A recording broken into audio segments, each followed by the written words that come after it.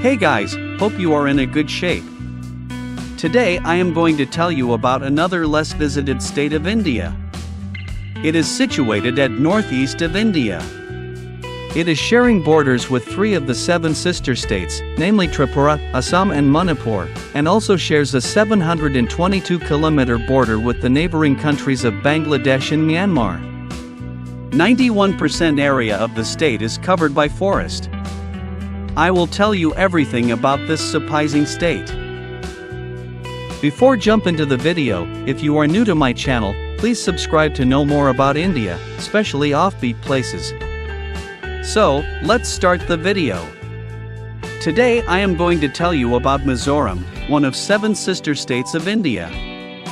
The origin of Mizo people, like those of many other tribes in the northeastern India, is shrouded in mystery. The generally accepted as part of a great Mongoloid wave of migration from China and later moved out to India to their present habitat. It is possible that the Mizos came from Xinlong or Qinlongsan, located on the banks of the river Yalung in China. They first settled in the Shan state and moved on to Kabah Valley to Kampat, and then to the Chin Hills in the middle of the 16th century. The earliest Mizos who migrated to India were known as Kukis. The second batch of immigrants were called New Kukis. The Lushais were the last of the Mizo tribes migrate to India. Mizo Hills were formally declared as part of the British India by a proclamation in 1895. North and South Hills were united into Lushai Hills District in 1898 with Asval as its headquarters. Like several other northeastern states of India, Mizoram was previously part of Assam until 1972, when it was carved out as a union territory. In 1986, the Indian Parliament adopted the 53rd Amendment of the Indian Constitution, which allowed for the creation of the state of Mizoram on February 20, 1987. The process of the consolidated of the British administration in tribal-dominated area in Assam started in 1919, when Lushai Hills along with some other hill districts was declared a backward tract under Government of India Act. The tribal districts of Assam including Lushai Hills were declared excluded area in 1935. Mizoram is a highly literate agrarian economy. Slash and burn farming, also known as jum, is the most common form of farming in the state. It was during the British regime that a political awakening among the Mizos in Lushai Hills started taking shape. The first political party, the Mizo Common People's Union, was formed on April 9, 1946. The party was later renamed as Mizo Union. As the day of independence drew nearer, the Constituent Assembly of India set up an advisory committee to deal with matters relating to the minorities and the tribals. Committee, under the chairmanship of Gopinath Bordoloi, was formed to advise the Constituent Assembly on the tribal affairs in the northeast. The Mizo Union submitted a resolution of this subcommittee demanding inclusion of all Mizo inhabited areas adjacent to Lushai Hills. However, a new party called the United Mizo Freedom (UMFO) came up to demand that Lushai Hills join Burma after independence. Following the Bordoloi subcommittee's suggestion, a certain amount of autonomy was accepted by the government and enshrined in the 6th schedule of the Constitution. The Lushai Hills Autonomous District Council came into being in 1952, followed by the formation of these bodies, led to the abolition of chieftainship in the Mizo society. The autonomy, however, met the aspirations of the Mizos only partially. Representatives of the District Council and the Mizo Union pleaded with the State's Reorganization Commission (SRC) in 1954 for integrated the Mizo-dominated areas of Tripura and Manipur with their District Council in Assam. The tribal leaders in the northeast were laboriously unhappy with the SRC recommendation. They met in Asval in 1955 and formed a new political party, Eastern India Union (EIDU), and raised demand for a separate state comprising of all the hill districts of Assam. The Mizo Union split, and the breakaway faction joined the EITU. By this time, the UMFO also joined the EITU, and then understanding of the hill problems by the Chuliha ministry, the demand for a separate hill state by EITU was kept in abeyance. But folklore has an interest's tale of offer. The Mizos, so goes the legend, emerged from under a large covering rock known as Chinling. Two people of the Rolte clan, known for their loquaciousness, started talking noisily while coming out of the region. A great noise, which led God, called Pathian by the Mizos, to throw up his hands in disgust and say enough is enough. They felt too many people had already been allowed to step out and so closed the door with the rock. History often varies from legends. But the story of the Mizos getting out into open from the netherworld, through a rock opening is now part of the Mizo fable. The Mizos have songs and stories about the glory of the ancient Chinling civilization, handed down from one generation to another powerful people. It is hard to tell how far the story is true. It is nevertheless possible that the Mizos came from Xinlong, or Qinlongsan, located on the banks of the river Yalung in China. According to K.S. Latourette, there were political upheavals in China in 210 BC. The dynastic rule was abolished, and the whole empire was brought under one administrative system. Rebellions broke out and chaos reigned throughout the Chinese state. That the Mizos left China as part of one of those waves of migration.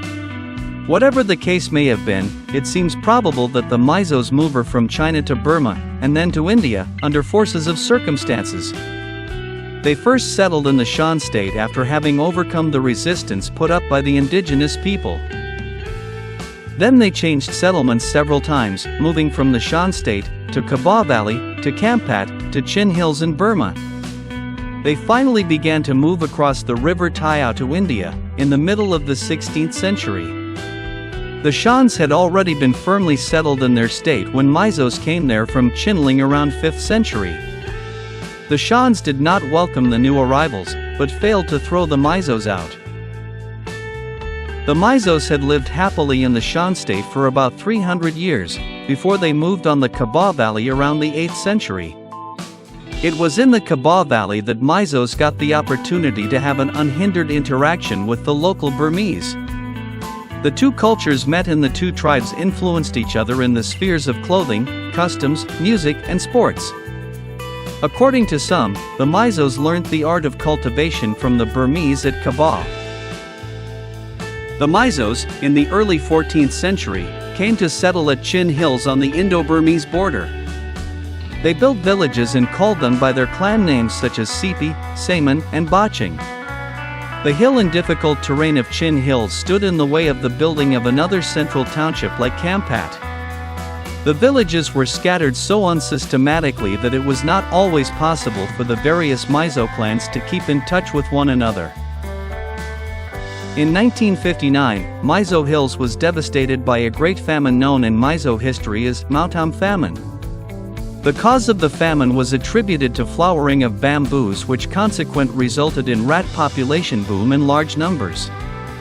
After eating up bamboo seeds, the rats turned towards crops and infested the huts and houses and became a plague to the villages.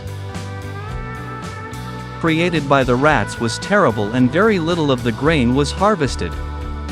For sustenance, many Mizos had to collect roots and leaves from the jungles. Others moved out to faraway places edible roots and leaves from the jungles. Others moved out to faraway places while a considerable number died of starvation. In his hour of darkness, many welfare organizations tried their best to help starving villagers to facilitate supplies to the removed villages.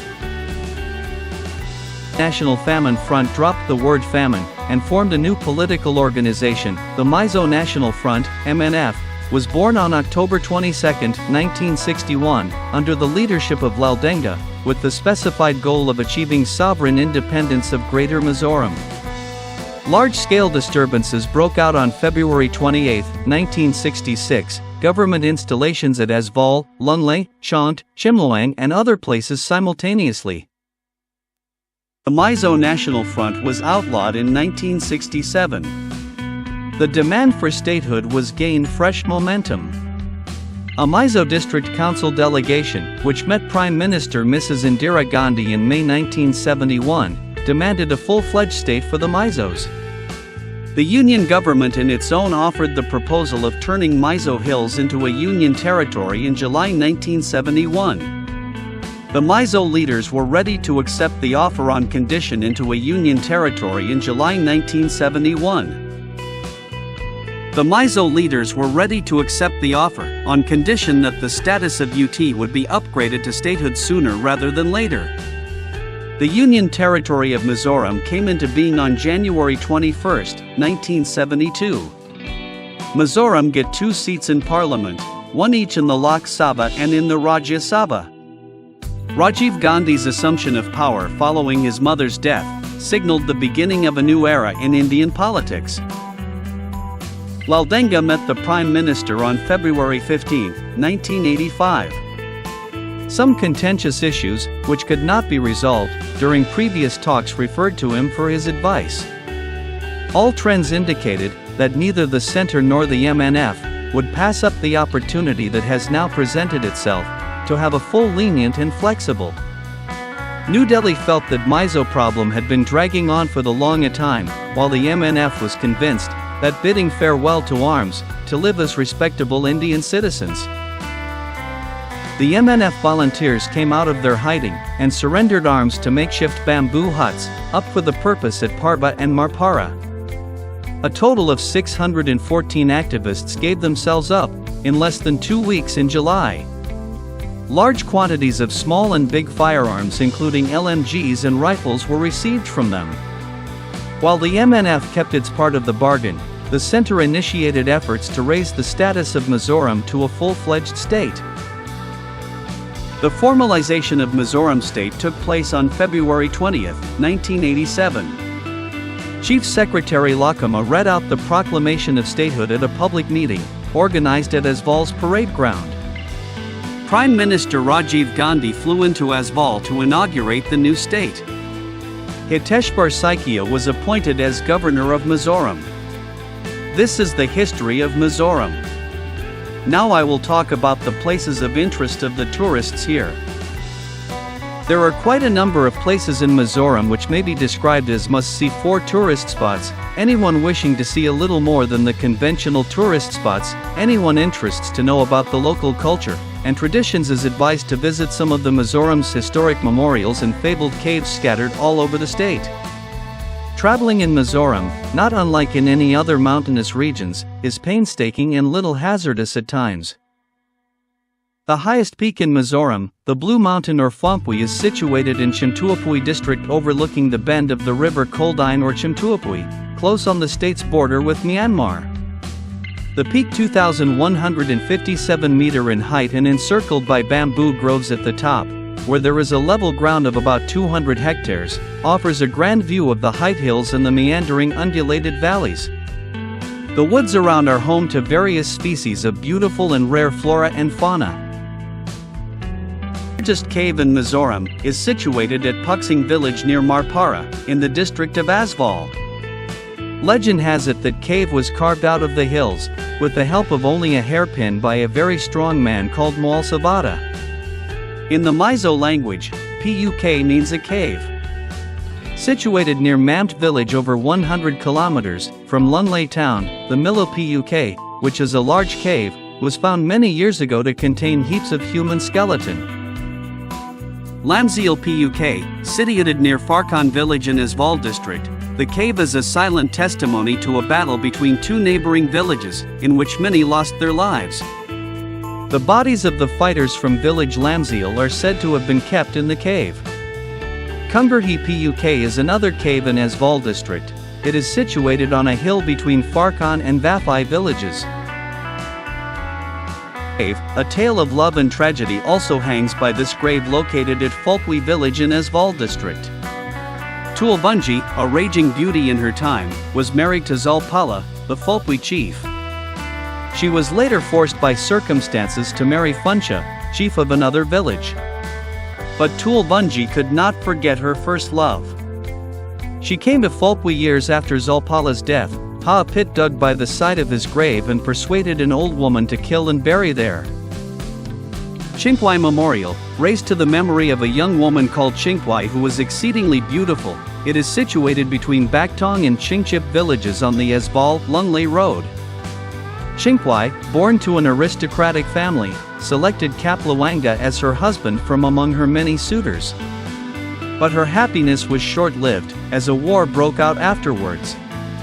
Chingkwai was abducted and killed. A grief-stricken Kaplawanga took his own life. Liana Lung, captain Th Luan, was one of the first Englishmen to come to Mizoram. The district commissioner of the Chittagong Hills Tracts, who entered Mizoram by way of Demajari, Klabung, in 1865, became so popular with the local tribesmen that as a mark of respect, he was called Thangliana, which meant greatly famous. He lived with the Mizos for 9 years and authored the first Lushai book. His memorial stone at Demajari remains as evidence of the extent of his popularity. There are many more to see here, which cannot finish in a single video. Already the video is prolonged. So, concluding this by expecting that this video will help you to know about Mizoram, and you will be interested to visit the state as soon as possible.